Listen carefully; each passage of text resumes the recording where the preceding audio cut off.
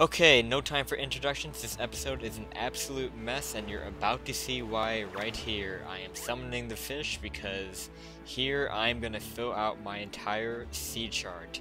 Now, don't worry, I am not going to show all that on screen.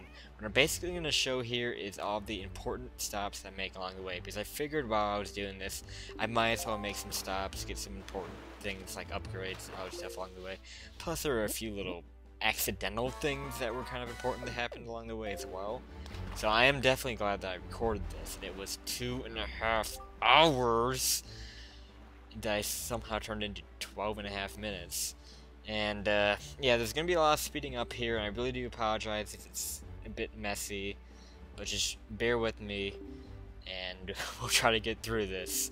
This is an important part of the game, this is an important part of this playthrough, so yeah, this is why I'm showing all this stuff. Again, filling out your sea chart is highly recommended for the Triforce Shard hunt because you really need to be able to recognize the islands in order to know where the shards are hidden once you get all the Triforce Shard charts. So that is why I'm doing this. I'm going to go in a zigzag pattern, and here we go. I'm going to cut around to the important parts that I encounter. As an example, this is row 7, column 4. This is what sector I'm at right now. And I'm actually going to show off one of the platforms that has enemies on it. You'll be seeing these all over the Great Sea. You probably have seen me pass them quite a bit. And these all have enemies on them. They will vary from having, more or less. This one just has a few bobblecam birds on it, it looks like. And it is recommended that you go to these because a lot of times you will get pretty good rupee prizes, so I don't know, it tends to vary on prizes. Here I do get a 50 rupee, which is very nice. I was dumb and forgot that I didn't have the fire arrow, so I didn't burn down those frozen pots, but oh well, I'll come back to those later sometime. Yeah, moving on. Row 6, column 7. The Great Sea grid, by the way, is a 7x7 grid. And to be honest, this isn't that important. I honestly don't even know why I'm showing this. I'm just showing how intense these platforms can really get. We have Wizrogues actually appearing in these. This is probably one of the more intense ones you'll find. But I know there's one, or well, there's like a set of 3 platforms where you have like a ton of Wizrogues on it. I'm gonna try to definitely do that and show that, because that one's pretty fun. I guess I'm just only showing this just because it's fun to do. There isn't that much of a good prize here. So yeah, this is one little dumb thing that I decided to show since I felt like it. But yeah, this is a really time-consuming part of the game. It took me 2.5 hours to do this, and it's just a perfect example of how the sailing in this game it's just overkill. If only the islands were just a bit closer together, it wouldn't be so bad.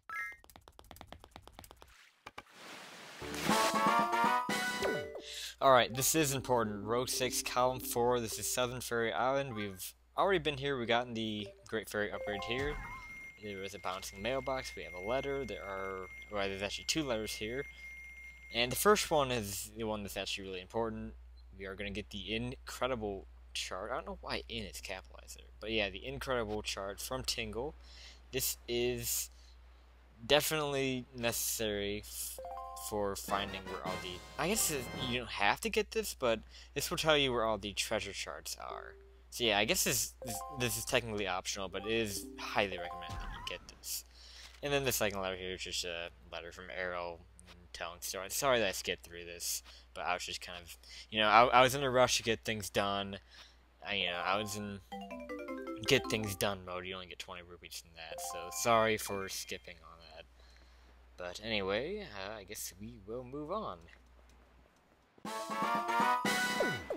Speaking of treasure shards, guess what? We are about to get our first one right now. This is row 5, column 2, the Island of Steel or something like that.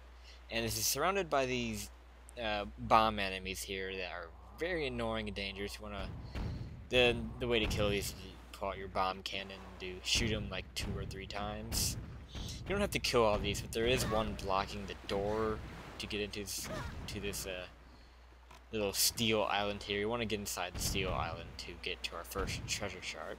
So yeah, I will be able to show off the treasure shards for the first time in this episode, which is probably the highlight of this whole recording session, is actually getting a treasure shard out of it really early. It's probably the earliest I've ever gotten one of these. In a later episode, I'll talk about what I'm going to actually do about these. This is, again, a huge part of the game, and also a very notorious part of the game that a lot of people don't like. I can understand why. Well, I guess I do have time to talk about here.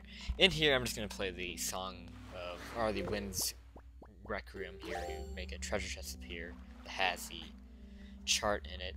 But yeah, I'm going to try to spread these out, and because, again, we have 2 dungeons that we can do. And I'm going to spread these out so that I'm not doing these all at the same time, because we need 8 of these. We need to find 8 of these, get them all deciphered, and when we get them deciphered, we can find the Triforce shards that they kind of lead to. And then, you know, this takes a really long time, it's really tedious, and I'm going to spread these out between the dungeons, and you try to keep it so that I'm not, like, clumping all the, you know, the 2 dungeons together all at once, and then we have, like, 20 episodes of boring Triforce shard collecting. That's the biggest thing I wanted to avoid this LP. So I'm going to try to the best of my ability to spread it out and, you know, not let the whole Triforce shard collecting thing get extremely boring. So yeah, now with that out of the way, we can move on to what we stop at next. Laggy segue! And this will take us into row 5, column 5. This is the accidental thing I was talking about. This is gonna be our first big Octo encounter. And you can defeat these in many ways. You can get rid of all their eyes, and I'm just gonna use bombs here. And actually, I just found out that you can actually lock onto their eyes with your bomb thing now. I never knew you could do that. You can also use your boomerang, which I believe takes 2 hits, and then the bow and arrow will work here too. But you have to have good aim with that, which I do not have good aim. These will vary in how many eyes they have, and I don't even know how much really this one has. And something I should mention in the introduction video of this LP, I am actually planning on taking out all of these on the map. And they do actually leave behind a prize. I'm not going to get that because they could be heart pieces. I know there's one prize I'm going to get, but I'll talk about that later. At row 4, column 7, we have another great fairy island. This is the Thorn fairy island. It's called that because there's a little island to the north of it that makes it look like it's thorned on the map. So if you look at it on the map, you'll kind of see what I'm talking about there. But anyway, you need your hammer to actually get into this, which I don't think we really have used this that much out, you know, after we've gotten it. And yeah, right here we actually discovered the first blue chew, which I stupidly try to hit with my hammer, still kill it. Yeah, it turns out the blue chews are actually electrical.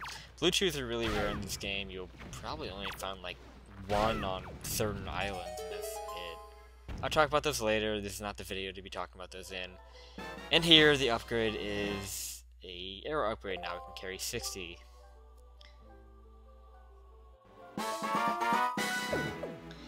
Deja vu. We are about to do the exact same thing here on row 3, column 1. This is the Western Fairy Island, and this is going to be our last great fairy upgrade, I think. I'm not 100% sure about that.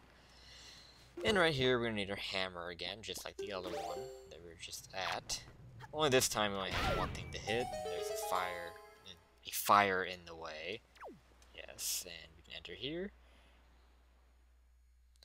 And we get another arrow upgrade. So yeah, the upgrade is pretty much the same thing too. We can hold up to 99 now.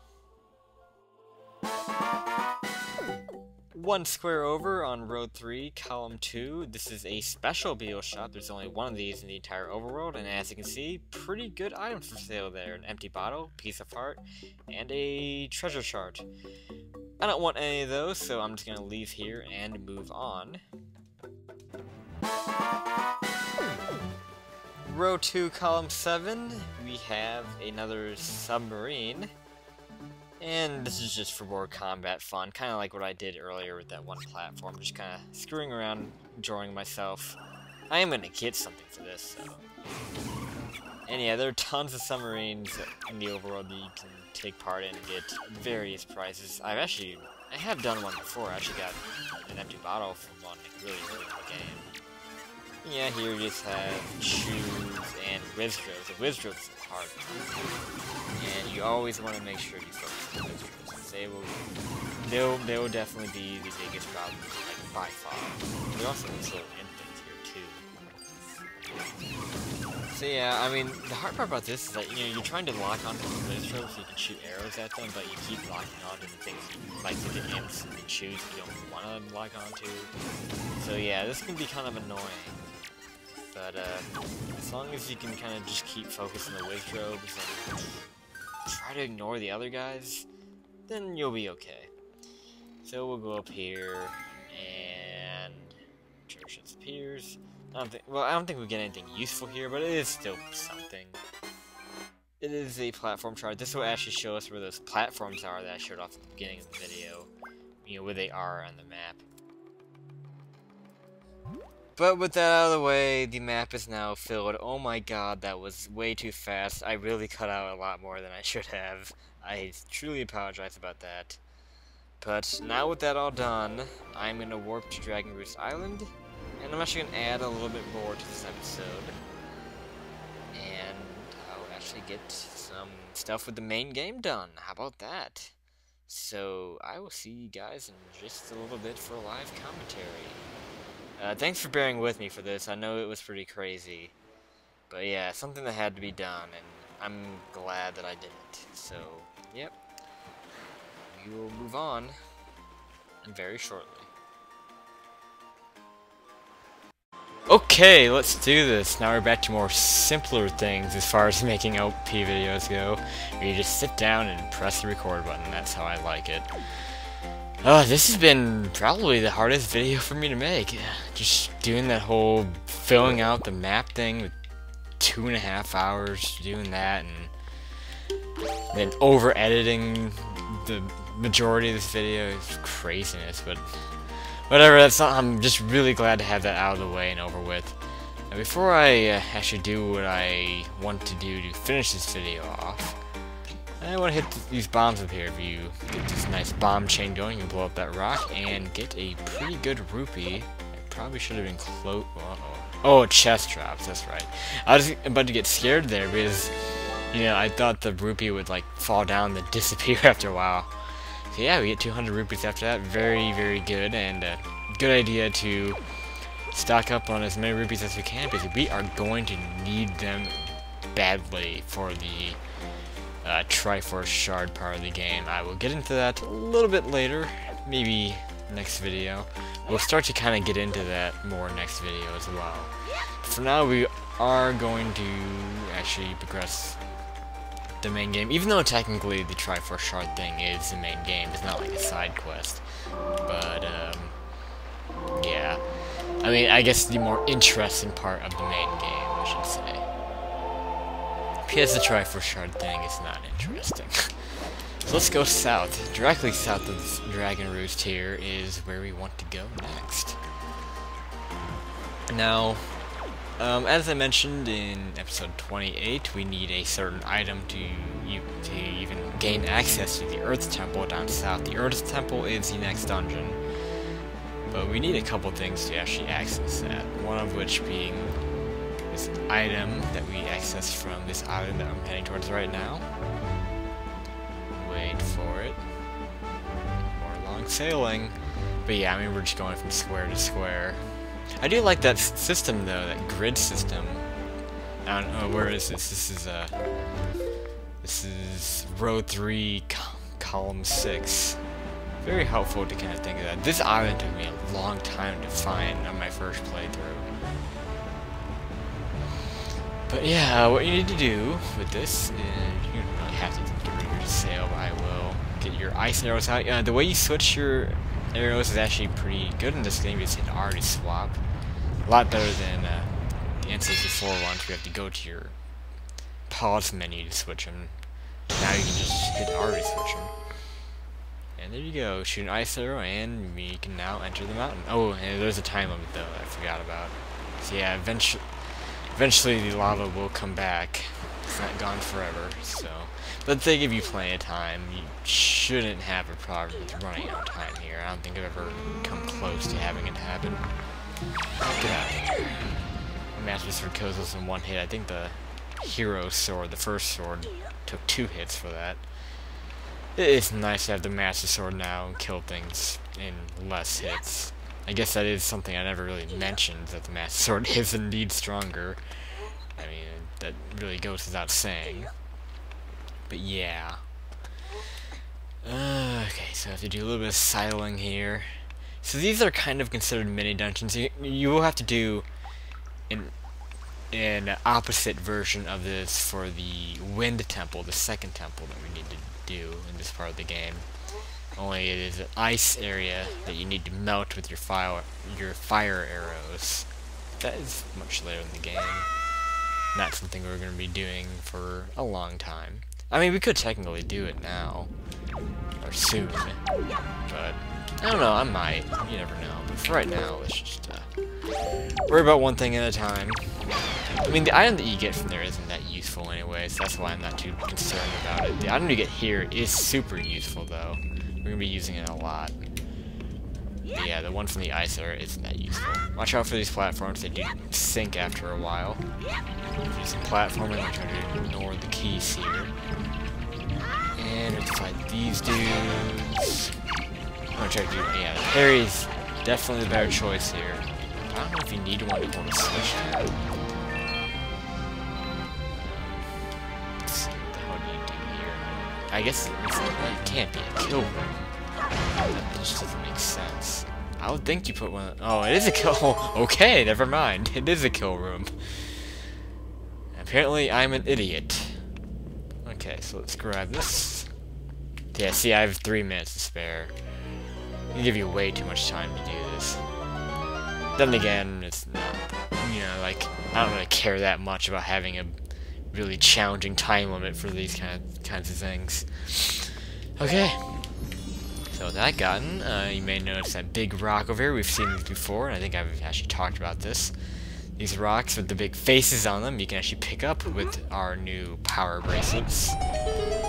And that allows us to access quite a bit of stuff around the overworld, one of which of course being that big rock blocking the Earth Temple. That's the main thing that it blocks. But there are quite a few other major things that those rocks are preventing us access to. So yeah, I definitely find the power bracelet more useful than the item that you get from the ice mini dungeon type of thing that we'll be doing later in the game. So yeah, that's nice to have that out of the way, and it's kind of weird ending an episode after just recording for 6 minutes, but that's it for this episode of Let's Play The Legend of Zelda: The Wind Waker. Again, if you stuck with me through that really just bizarre 12 minutes of exploring the entire Great Sea, I really do appreciate it. It was a complete mess to put together, but I'm glad to have it over with and glad to move on with better parts of the game. So, this is Mike217, and we will do better parts of the game next time on Wind Waker. Peace out, everyone.